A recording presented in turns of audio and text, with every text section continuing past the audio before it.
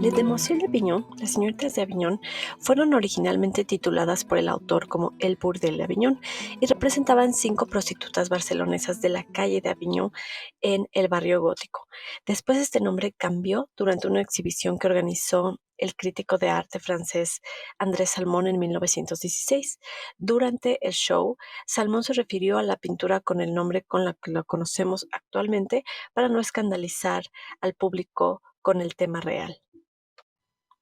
Como un panorama general de la obra, fue pintada en 1907, en un tiempo en el que el artista estaba viviendo la vida bohemia de París, de Barcelona, de Madrid, y eventualmente se convertiría en el mejor ejemplo del movimiento cubista, un movimiento que él y su amigo George Braque van a desarrollar en los años por venir. Pero toda obra maestra tiene además su historia del origen. Y este trabajo, el harem, es el antecedente más directo que tenemos para las señoritas de Aviñón. Es el trabajo más importante que vamos a ver de Picasso en su periodo llamado el clasicismo rosa y fue hecho en el año de 1906. Picasso abandona la sensualidad de los cuerpos para darnos un enfoque de una atmósfera más sórdida.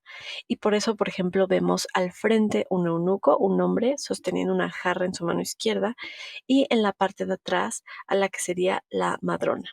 Al centro vemos a las chicas que están peinándose, que están lavándose, y esto más o menos nos recuerda a los trabajos de las bañistas que haría tiempo antes Edgar Degas.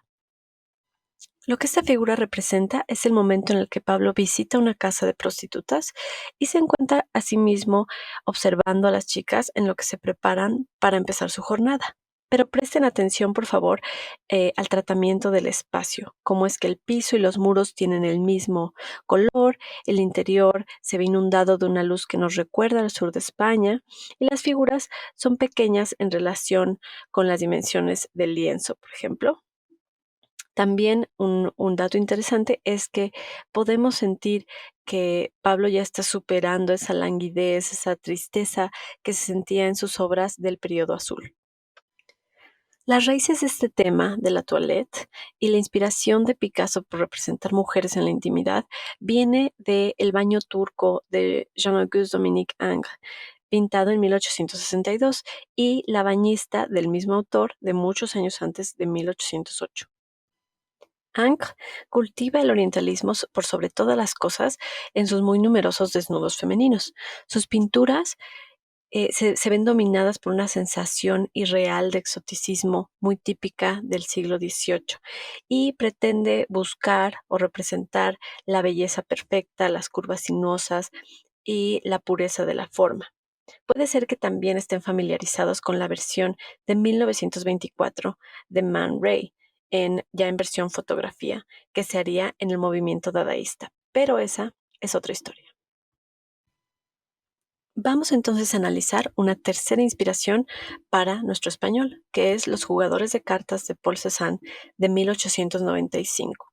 Esta va a ser la última de 5 versiones que hizo el autor, y en ella podemos ver que ya trabaja cosas como la distorsión de perspectivas, la simplificación de las formas y el uso de la técnica del facetado, que no va a ser la primera vez que use, para romper los contornos.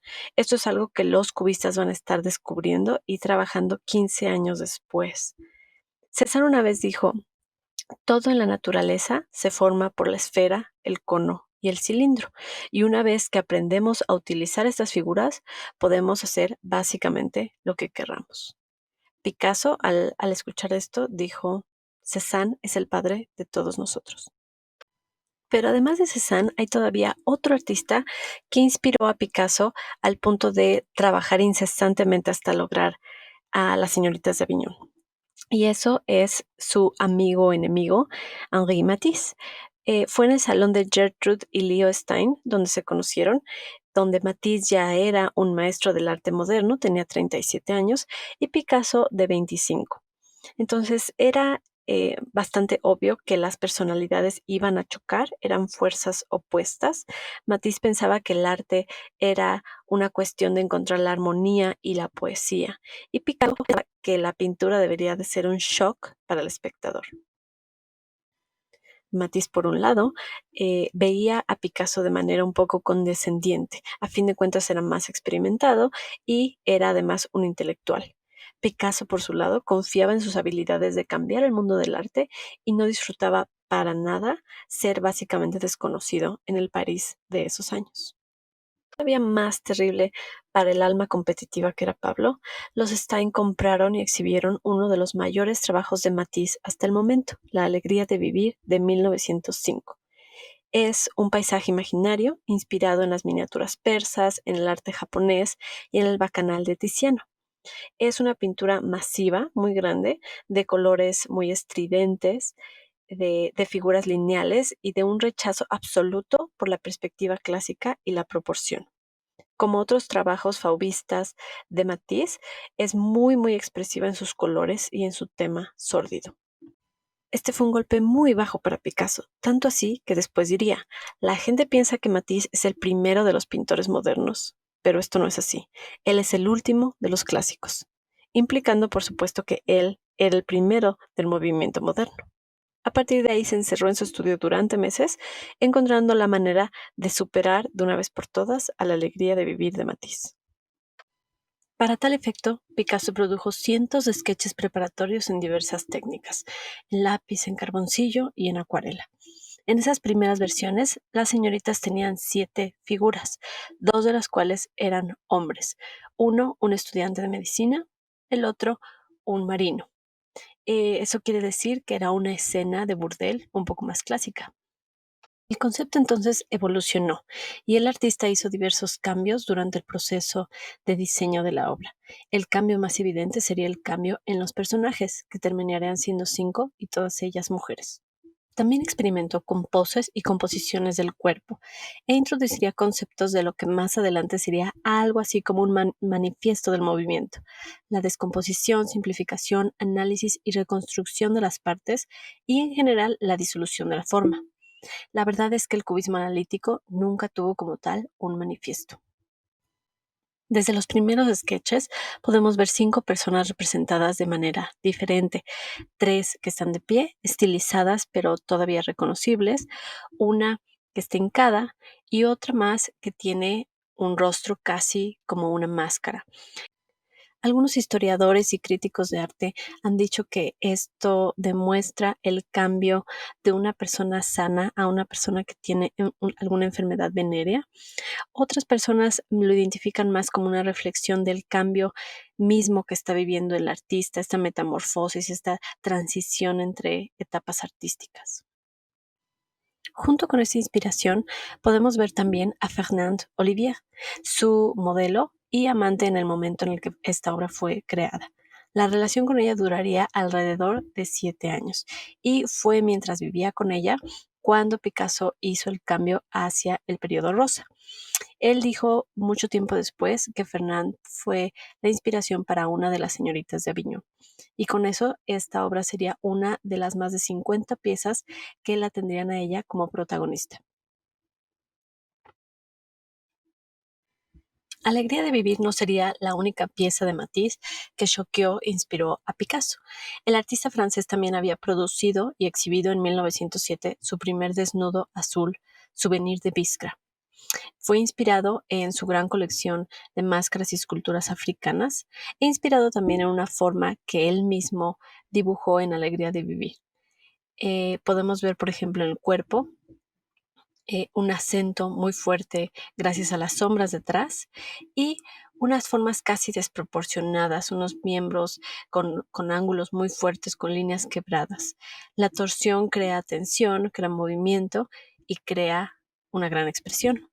Arriba pueden encontrar un ejemplo de un año después de George Braque, que también se inspiró en Matisse. Como hemos visto hasta ahora, Picasso siempre fue muy claro, muy transparente acerca de qué y quién le inspiraba. A fin de cuentas fue él quien dijo, los malos artistas copian y los buenos artistas roban. Y sabemos a qué se refería con eso. Se refería a tomar cosas de otros genios, que en realidad podría ser cualquiera realmente, y convertirlo en algo completamente nuevo. En este caso se inspiró también en una de las esculturas del postimpresionista Paul Gauguin, un salvaje, entre comillas, de la forma y el color que estuvo siempre en lucha contra la estética burguesa y que creó alguna del arte más audaz de finales del siglo XIX. Gauguin moriría 4 años antes de que se crearan las señoritas, pero se hizo popular cuando Ambroise Vollard, que era el agente artístico de Picasso, exhibió su arte cuando sucedió el cambio del siglo. Picasso se encuentra con el arte primitivo, también entre comillas, en el estudio de Matisse, en esa colección que ya hemos platicado, y en el Museo Etnográfico de Trocadero. Estos ídolos primitivos, estas estatuas, estas máscaras, lo liberan de la necesidad de unir las partes. Logra entender que puede tener las figuras como formas independientes y que cada una de ellas representa las fuerzas de la naturaleza. Similar a esto también se siente muy cautivado por el arte románico que conoce de joven cuando vive en España. Es dentro de este reino de la historia en donde entiende y demistifica los orígenes del arte occidental. En nuestro artista invitado número 5 tenemos al Greco, con su visión del Apocalipsis de 1614. Las almas de los mártires, con un estilo completamente expresionista que anticiparían al joven Picasso por casi 300 años. Si comparamos las piezas podemos ver una relación evidente, figuras desnudas en la parte central, una atmósfera intensa y figuras alargadas con una fuerte angularidad. El Greco no sería el único maestro del arte que serviría como inspiración. Picasso fue a la Real Academia de las Artes de San Fernando en Madrid muchos años antes de que esta historia sucediera.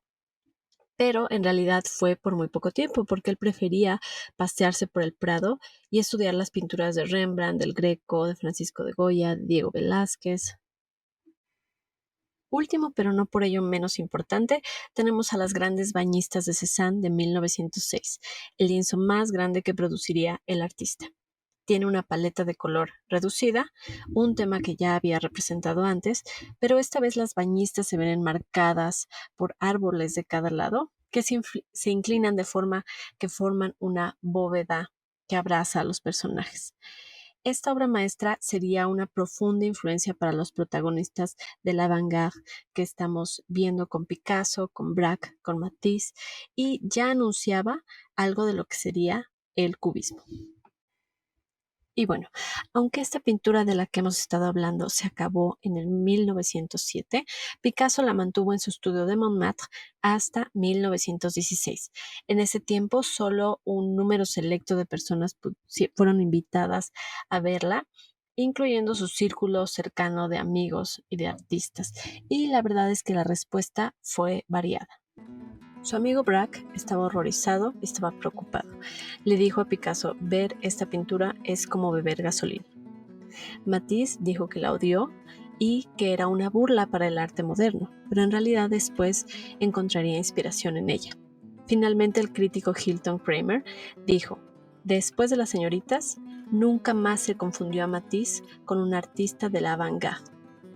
Los invito a contarme qué les parece esta obra. ¿Les gusta, no les gusta? ¿O acaso esta historia les ha hecho cambiar la imagen que tenían de esta obra y de su autor?